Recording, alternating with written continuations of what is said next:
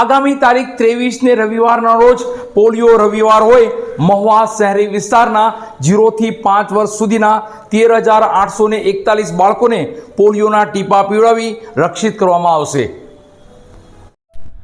આગામી તારીખ 23/6/2024 ને રવિવારના રોજ મહુવાના 0 થી 5 વર્ષ સુધીના બાળકોને પોલિયોના ટીપા પીવડાવી રક્ષિત કરાશે।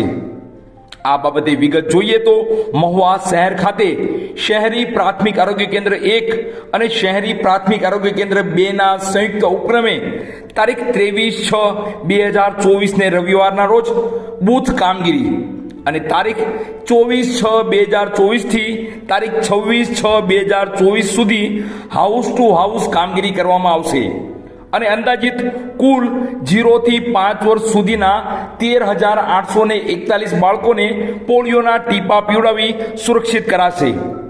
આ કામગીરીમાં કુલ 53 બૂથ, 4 મોબાઈલ ટીમ, 6 મહુવા વિસ્તારમાં ટ્રાન્ઝિટ ટીમ દ્વારા તમામ બાળકોને પોલિયો રસીકરણથી રક્ષિત કરાશે।